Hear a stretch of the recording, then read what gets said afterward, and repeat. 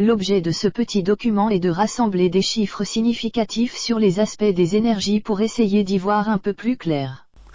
Et chasser quelques idées reçues sur ce sujet. Préambule. Nous utilisons l'énergie en permanence, elle nous est indispensable, elle est le support de tous les progrès, de la qualité de vie et de la connaissance. Mais toutes les énergies, quels que soient leurs avantages, présentent aussi des inconvénients dont certains peuvent être très importants. Les énergies primaires. Les énergies primaires sont celles mises gratuitement à notre disposition par la nature, le pétrole brut, le charbon, le gaz naturel, les combustibles nucléaires, la biomasse, l'énergie hydraulique, le vent, le rayonnement solaire, l'énergie géothermique. Et oui, il n'y a pas que le vent et le soleil, comme on l'entend trop souvent, que la nature met gracieusement à notre disposition. Malheureusement, ces énergies ne sont pas utilisables directement, il faut les convertir en énergie finale utilisable, telles qu'essence, électricité, etc.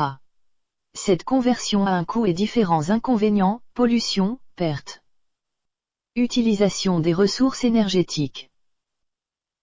À gauche, les énergies primaires mondiales qui sont exploitées, 13 400 millions de tonnes d'équivalent pétrole, ce qui correspond à 155 800 TWh. Plus de 80% sont des énergies fossiles.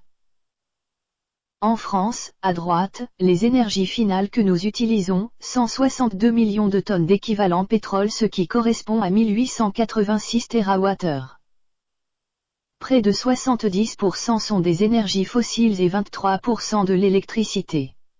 Plus de 70% de celle-ci est d'origine nucléaire. Les principales caractéristiques des énergies. 1. Leur épuisement et leur disparition pour les non renouvelables. 2. La pollution dangereuse pour la santé. 3. Le réchauffement climatique lié à l'émission de gaz à effet de serre.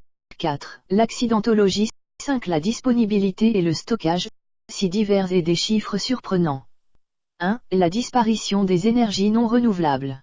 Le graphique donne l'ordre de grandeur du temps restant avant la disparition de ces énergies. Même si la diminution des réserves conduira à une augmentation progressive du coût, ce n'est pas une raison incitant à leur remplacement dans l'immédiat. 2. La pollution néfaste pour la santé. Le bois, le charbon et le pétrole, principalement le gazole, produisent des particules fines et certains gaz, tels des oxydes d'azote, NOx, dont la concentration, particulièrement en zone urbaine, est néfaste pour la santé. C'est relativement peu spectaculaire et semble laisser assez indifférent, mais pourtant les conséquences sont extrêmement graves. Estimé à 1 million de morts prématurées par année dans le monde, 48 000 pour la France. Cela conduit entre autres à une restriction ou une interdiction des véhicules à essence ou diesel en zone urbaine. 3.1 Le réchauffement climatique lié aux émissions de CO2. Nous sommes actuellement dans une période où la quantité de gaz à effet de serre dans l'atmosphère maintenait une température moyenne tempérée favorable à notre développement à la surface de la Terre. Charbon, pétrole et gaz produisent une quantité considérable de CO2, gaz à effet de serre, aussi sa proportion dans l'atmosphère a cessé d'être stable et augmente suivant la courbe ci-dessous. Actuellement, on voit que cette proportion augmente vite. Si toutes les réserves d'énergie fossile étaient consommées, sa valeur pourrait être multipliée par 5. Les énergies fossiles produisent de la chaleur. Si l'on convertit celle-ci en électricité dans une centrale, ou en énergie mécanique dans une voiture, les pertes font que la quantité de CO2 par kilowattheure électrique, ou mécanique, produit est beaucoup plus importante. Tout le monde a remarqué les tours de refroidissement des centrales et les radiateurs des voitures pour évacuer ces pertes calorifiques. Elles sont la cause des émissions de CO2 représentées par la partie orange des 3 premiers éléments du graphique de gauche. 3.2 Le réchauffement climatique lié aux émissions de CO2, suite. L'augmentation de la proportion de gaz à effet de serre, particulièrement celle du CO2 due à l'énergie est cause de réchauffement climatique. Suivant que nous réduirons plus ou moins vite nos émissions, le réchauffement atteindra des valeurs plus ou moins grandes et donc des conséquences sur la vie future sur Terre plus ou moins catastrophiques. Pour réduire au plus vite ces émissions, il faut réduire au plus vite notre utilisation d'énergie fossile, charbon, pétrole, gaz. pas si facile sachant qu'elle représente plus de 80% de l'énergie mondialement utilisée. Cela signifie entre autres pour nous, limiter, supprimer les véhicules à essence, gazole, VPL. Limiter, supprimer le chauffage au fioul et au gaz, améliorer l'isolement des bâtiments. À noter que l'hydroélectricité, le nucléaire, le solaire thermique et l'éolien n'émettent pratiquement pas de CO2 et sont donc particulièrement intéressants pour produire de l'énergie sans impact sur le climat. En France, la production électrique provient essentiellement des deux premiers et n'émet donc pratiquement pas de CO2. Cela implique que l'implantation d'éoliens, hydroliens ou photovoltaïques ne diminue pas nos émissions de CO2. Que la pompe à chaleur est particulièrement efficace pour réduire nos émissions de CO2. Que la voiture électrique pourrait dans quelques années devenir une bonne solution pour réduire l'importante émission de la circulation routière. Sous réserve d'un aboutissement rapide des évolutions techniques, géographiques et économiques en cours sur les batteries. 4. Accidentologie. Aujourd'hui la principale cause de décès est donc la pollution atmosphérique et la principale cause future le réchauffement climatique dont sont responsables charbon, pétrole, gaz.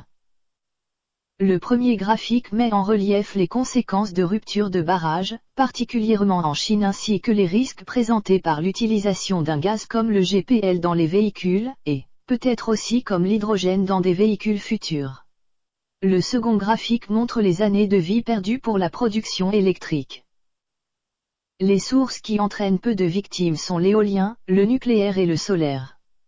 Pour le nucléaire il y a eu des catastrophes spectaculaires, d'ailleurs pour des raisons qui n'existent pas en France, et, même en prenant les estimations pessimistes pour ces catastrophes passées, le nombre total d'années de vie perdues reste tout petit par rapport à celles dues aux énergies fossiles. 5.1 La disponibilité et le stockage.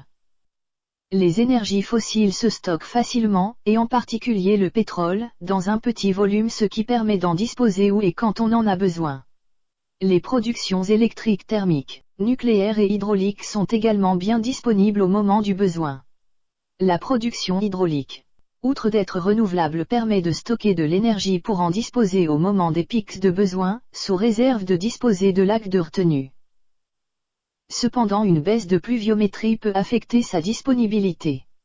L'éolien et le photovoltaïque ont une production très aléatoire qui entraîne un mauvais facteur de charge et des périodes de faible production que le foisonnement des productions européennes ne suffit pas à compenser. Aujourd'hui c'est la production thermique qui assure la compensation. Pour une production future essentiellement renouvelable il sera nécessaire d'en stocker une partie, probablement sous forme d'hydrogène. Le stockage hydraulique par lac de retenue étant relativement saturé.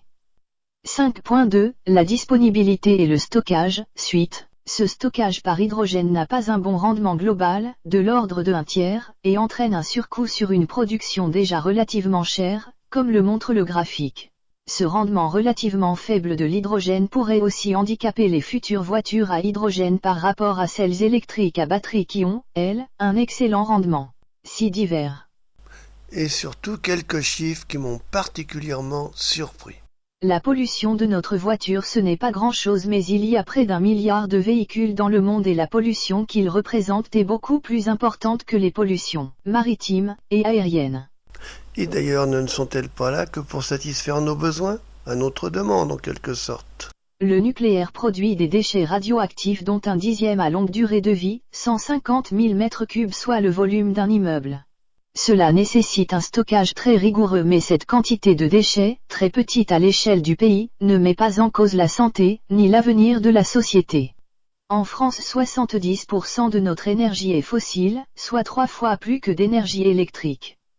À terme, et le plus vite possible pour limiter les graves inconvénients évoqués, il faudrait remplacer cette énergie fossile par de l'électricité produite sans émission de particules ni gaz dans l'atmosphère.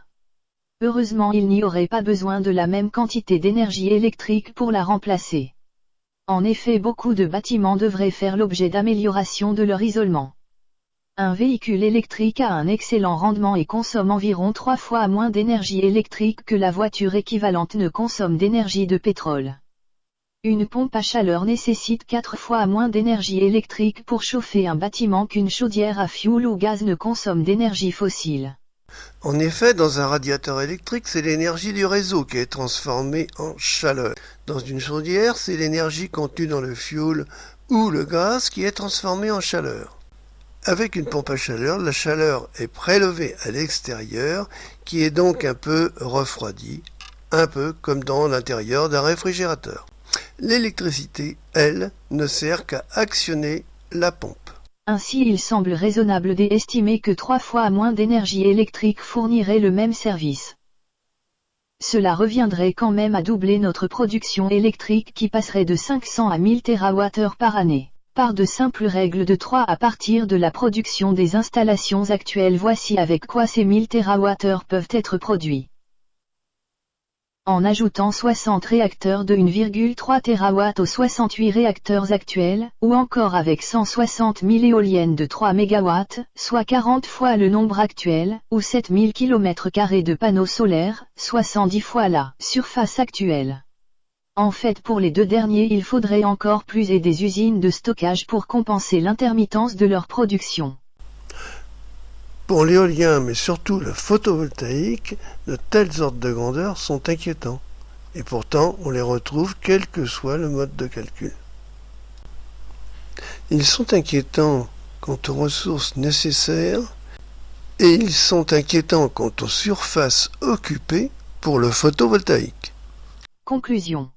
Notre civilisation repose essentiellement sur l'utilisation des énergies fossiles, mais celles-ci font, d'ailleurs, dans une certaine indifférence, un nombre considérable de victimes et sont la principale cause du réchauffement climatique qui, dans l'avenir, devrait être d'autant plus catastrophique que nous ne réduirons pas rapidement leur utilisation. Mais cela conduit pour le moins à une énorme évolution matérielle tant en utilisation qu'en moyens de production. Le petit calcul du paragraphe 6 met en relief l'ampleur de certaines difficultés, particulièrement pour passer aux renouvelables, et ces difficultés de transition pourraient être cause de régression. Compte tenu de cela, ainsi que des mauvais résultats tant en coût qu'en pollution des pays qui ont plus largement développé ces énergies renouvelables, et sachant que le renouvelable actuel devra être remplacé dans 30 ans, c'est sa durée de vie, il serait probablement préférable pour les prochaines décennies d'utiliser le nucléaire qui, contrairement à certaines idées reçues, ne présente guère que des avantages dont nous profitons en France depuis un demi-siècle. On notera combien il était nécessaire de disposer de chiffres significatifs et globaux pour bien comprendre les phénomènes. Se fier uniquement à ses sentiments et aux idées reçues peut conduire à de grosses erreurs. Et entre autres, en toute bonne foi, à vouloir le beurre et l'argent du beurre. Bonne journée.